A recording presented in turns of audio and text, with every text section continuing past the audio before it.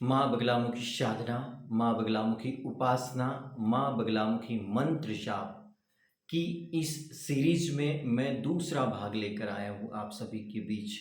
और दूसरे भाग में मैं आप सभी को महत्वपूर्ण जानकारी बताने वाला हूँ कि आपने आपके गुरुदेव जी से बहुत अच्छे से सत्संग कर लिया है। गुरुदेव जी से आपके मन में जितने भी प्रश्न चल रहे थे, सारे प्रश्नों के ऊपर आप वह दिव्य ज्ञान गुरुदेव जी से पूछ चुके हैं, जानकारी ले चुके हैं। और आपका मन जो बार बार भटक रहा था, बार बार अनेक अनेक प्रश्न आपके मन में उत्पन्न कर रहा था, वह मन कुछ शांत हो गया है। क्योंकि आपने यूट्यूब पे, फेसबुक पे, व्हाट्सएप पे माँ बगलामुखी साधना के बारे में बहुत सारी बातें सुनी थी, बहुत सारी बातें समझी थी, बहुत सारे आपके मन में भ्रम चल रहे थे। लेकिन गुरुदेव जी से आपने जब दिव्य सत्संग किया, दिव्य ज्ञान प्राप्त किया, तो आपको ज्ञात हुआ कि हमें योगी बनना है। हमें माँ भगवती पीताम्बरा मैया की जो दीक्षा ले रहे हैं, दीक्षा लेने के बाद हमें निरंतर साधना करना है।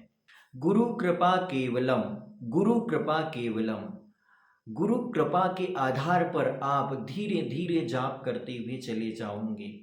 गुरु कृपा और गुरु आशीर्वाद से आप निरंतर माँ भगवती का चिंतन मनन करते चले जाओगे। इसी से आपको सिद्धि मिलेंगी। जपत सिद्धि, जपत सिद्धि। जपते रहो, भजते रहो, भगवान का चिंतन करते रहो, एक दिन आप आपकी मंजिल पर पहुंच जाओगे।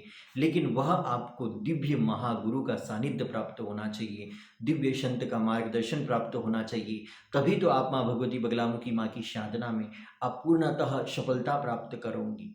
और आपको बगलामुखी माँ की साधना में गुरु का मार्गदर्शन भी बहुत जरूरी है। पग पग पर गुरु कृपा आपके जीवन में शुभ फल प्रदान करेंगी। एक चीज मैं आप सभी को बता दूं कि आप गुरुदेव जी से दिव्य सत्संग प्राप्त कर चुके हो, दिव्य ज्ञान प्राप्त कर चुके हो, और आपने निर्णय ले लिया कि हमें माँ बगलामुखी माता जी की दीक्षा लेना है, हमें माँ बगलामुखी माता जी की साधना करना है।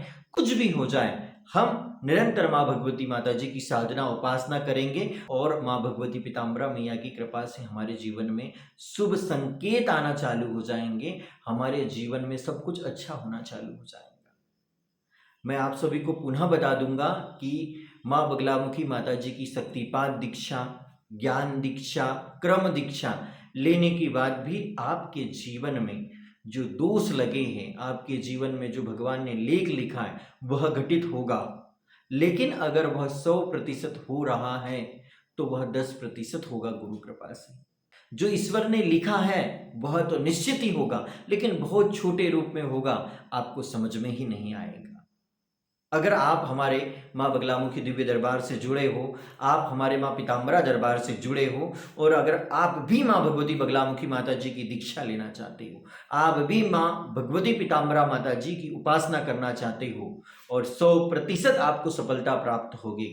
मैंने ऐसे हजारों लोगों के जीवन में नित्य चमत्कार देखे जिन्होंने माँ भगवती बगलामुखी माता जी की हमारे परिवार से दीक्षा ली है। और अनेक भक्त श्रद्धालु आए दिन हमें नई नई सूचनाएं, नए नए शुभ संकेत देते ही रहते हैं। माँ बगलामुखी साधना उपासना का पहला भाग मैंने सत्संग के ऊपर बनाया कि मत लो दीक्षा, मत लो गुरु शरण, सिर्फ दिव्य ऋषि मुनि महात्मा, आपको ऐसा लग रहा है कि इनको हमें गुरु रूप में धारण करना चाहिए, उनसे बार बार सत्संग करो। तब तक सत्संग करो जब तक वो आपके सारे प्रश्नों के जवाब नहीं दे पाए। और जब सत्संग के बाद में आपके मन में श्रद्धा उत्पन्न हो जाए, तो दीक्षा के लिए आगे बढ़े। और माँ बगलामुखी माता जी की दीक्षा लेने के लिए आप आगे बढ़ते हो, तो फिर मैं आपको कुछ सावधानियां बताना चाहूंगा। पहली सावधानी, तो आपको योगी बनना है। आपको माँ भगवती पीताम्बरा माता जी की साधना निरंतर करते रहना है। योगी बनकर ही आप माँ भगवती की पूर्ण कृपा को प्राप्त कर सकते हो। आपको प्रतिदिन माता भगवती की उपासना करना होगा, प्रतिदिन माँ भगवती का सुमरन करना होगा। कोई भी व्यक्ति आपके जीवन में जो पाप चल रहे हैं, दुष्कर्म चल रहे हैं, उनसे आपको मुक्ति नहीं दिला सकता है। गुरु कृपा और खुद की भक्ति से आप आपके जीवन में सुख शांति और समृद्धि ला सकते हैं। और आप सभी को यह भी बताना चाहूंगा कि गुरु कृपा, गुरु आशीर्वाद से ही आप अपने आप को जान पाओगे, क्योंकि आप एक आत्मा हो जो अजर अमर और अविनाशी है। गुरु कृपा से आपकी दिव्य ज्योति जागृत होना चालू हो जाएंगी, और आपके जीवन में शुभ संकेत प्राप्त होना चालू हो जाएंगे। अब हम बात करते हैं कि आपका हमारे बगलामुखी दरबार में कॉल आ चुका है, आप हमारे माँ बगलामुखी दरबार पहुंच चुके हो, तो आप आपके गुरु से, आप आपके दिव्य संत से आपकी भाग्य कुंडली बनाएं, अर्थात आपकी भविष्यवाणी करें कि मेरे जीवन में ऐसा कौन सा प्रलय काल आ चुका है जो मुझे माँ भगवती बगलामुखी माता जी की शरण लेना पड़ा। ऐसा कोई व्यक्ति नहीं है इस संसार पर जिसके जीवन में दुख उत्पन्न न हुआ हो और उसने माँ भगवती की शरण ना ली हो।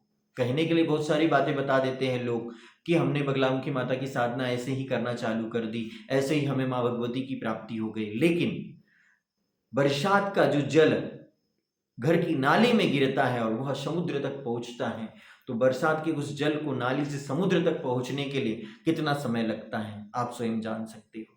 इसी प्रकार अगर आपको माँ भगवती बगलामुखी माता जी की शरण प्राप्त हुई है, अगर आपको माँ बगलामुखी माता जी का आशीर्वाद प्राप्त हुआ है, तो आपके माता पिता और आपके पूर्व जन्म के कर्मों के कारण ही आपको माँ भगवती बगलामुखी माता जी का सानिध्य प्राप्त हुआ है।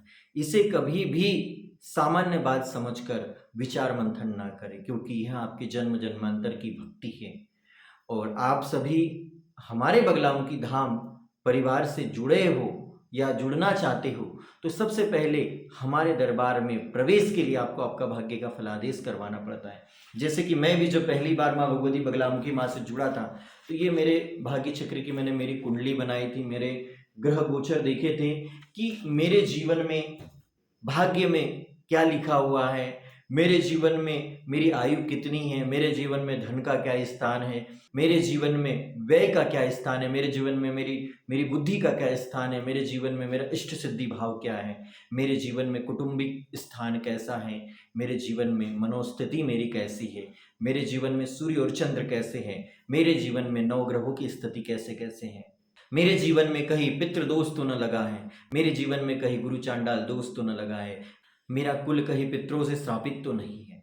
अनेक प्रकार के प्रश्न मैंने गुरु माता से, गुरुदेव जी से प्राप्त किए और मैंने आत्मचिंतन किया कि मेरे जीवन में ये कमियां हैं और मैं माँ भगवती पीताम्बरा माता की साधना करके मेरी इन कमियों को ध्यान देते हुए मैं साधना मार्ग पर आगे बढ़ूंगा। और माँ भगवती बगलामुखी माता जी की कृपा से आपके जीवन में सुख शांति और समृद्धि आपको प्राप्त होगी अगर आप एक योगी बनकर माँ भगवती पीताम्बरा माता की साधना करते हो। भगवान श्री कृष्ण ने अर्जुन से यही कहा था कि अर्जुन तू योगी बन, तू तपस्वी बन, तू संत बन, तू साधक बन, कपटी स्वार्थी मत बन, भगवान को बार बार बुला मत, भगवान को बुलाने के लिए तप कर, भगवान स्वयं चले आएंगे। तो आप सभी भक्तों को मैंने माँ बगलामुखी साधना का दूसरा भाग बताया। दूसरे भाग में मैंने ये बताया आप सभी को कि माँ बगलामुखी माँ की साधना आप योगी बनते हुए करें।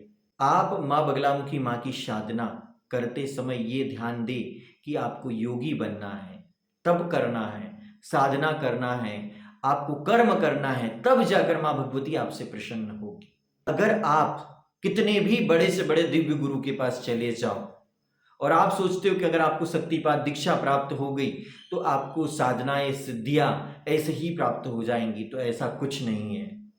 आपको कर्म करना होगा, आपको मंत्र सिद्ध करना होगा, मंत्र सिद्ध के बाद इष्ट सिद्ध होगे, फिर इष्ट के साक्षात्कार होगे। तो आपको मेहनत ही करना पड़ेगा। आप ये न सोचें कि मैं किसी संत को, किसी महात्मा को, किसी ऋषि को मैं यह कुछ पैसे दे देता हूं और वो मुझे शक्ति ट्रांसफर कर देंगी। ऐसे भारत में हजारों हाथ सफाई करने वाले बाबा हैं, हाथ सफाई करके भविष्यवाणी करने वाले बाबा लोग हैं, लेकिन जिस प्रकार से वे भविष्यवाणी करते हैं, हाथ सफाई करते हैं, किसी दूसरे को तैयार नहीं कर पाए, क्योंकि वो गुरुकुल नहीं चलाते हैं, न गुरुकुल से उन्होंने विद्या प्राप्त की है। वो जो विद्या का प्रयोग कर रहे हैं, जिस प्रणाली का वो प्रयोग कर रहे हैं, जिस विधि का जो प्रयोग कर रहे हैं, वह विधि गुप्त है। विधि को आप जान लोगे तो आप उस विधि से भयभीत हो जाओगे। बहुत सारे लोग भविष्यवाणी करने के लिए, चमत्कार करने के लिए, दावा करने के लिए, चैलेंज करने के लिए कर्ण पिशाचिनी विद्या का प्रयोग करते हैं, कर्ण पिशाचिनी मादा को सिद्ध कर लेते हैं। मैं आप सभी को बताना चाहूँगा, कर्ण पिशाचिनी, यक्षिनी, बहुत सारी सूक्ष्म विद्याएं हैं। इन विद्याओं को आप 1 लाख 2 लाख बीज मंत्र की साधना करके सिद्ध कर सकते हो। लेकिन अगर माँ बगलामुखी माता जी को पूर्ण रूप से सिद्ध करना चाहते हो तो आपको 10 पुरुष चरण, 21 पुरुष चरण, 50 पुरुष चरण ऐसे करते ही जाना पड़ेगा, तब जाकर आपको माँ भगवती बगलामुखी माता जी की सिद्धि प्राप्त होगी। जपत सिद्धि, जपत सिद्धि, क्योंकि यह गुरुमुखी साधना है। गुरुमुखी होकर ही इस साधना को हम प्राप्त कर सकते हैं। आप सभी भक्तों को मैं बताना चाहूँगा कि आप निश्चित कर चुके हो कि आप माँ बगलामुखी दरबार सिवनी से, माँ बगलामुखी धाम से दीक्षा लेना चाहते हो। तो हमारे यहाँ जो नेगेटिविटी पॉजिटिविटी अर्थात भाग्य चक्र कहते हैं उसे, जिसे भविष्यवाणी कहते हैं, जो संपूर्ण जो भाग्य चक्र आपके जीवन में जो भी यथा कथा व्यथा आदि व्याधि उपाधि चल रही है, ये सारा चेक करवाने का, सारी जांच पड़ताल करने का एक परामर्श शुल्क लगता है। और वह चाहे विदेश का व्यक्ति हो, चाहे भारत का व्यक्ति हो, भारत ही नहीं संपूर्ण विश्व का कहीं का भी व्यक्ति हो, वह 1000 रुपये परामर्श शुल्क देकर अपने भाग्य चक्र के बारे में जानता है, अपनी भविष्यवाणी करता है, अपनी कुंडली बिना जन्म दिनांक के समझने की कोशिश करता है। और उसके बाद में जब हमारे दरबार से चेक किया जाता है कि क्या वह व्यक्ति जो माँ बगलामुखी माँ की साधना करना चाहता है, वह निर्मल भाव से करना चाहता है, जन कल्याण की भावना से करना चाहता है, विश्व कल्याण की भावना से करना चाहता है, मानव कल्याण की भावना से करना चाहता है, या फिर किसी अधर्म कार्य के लिए करना चाहता है, किसी के अहित के लिए करना चाहता है। जो अहित के लिए करना चाहते हैं, अधर्म के लिए करना चाहते हैं, उन्हें हमारे बगलामुखी परिवार से दीक्षा प्राप्त नहीं होती है। और जो निर्मल भाव से माँ भगवती की भक्ति करते हैं, उन्हें हमारे बगलामुखी परिवार से दीक्षा प्राप्त होती है।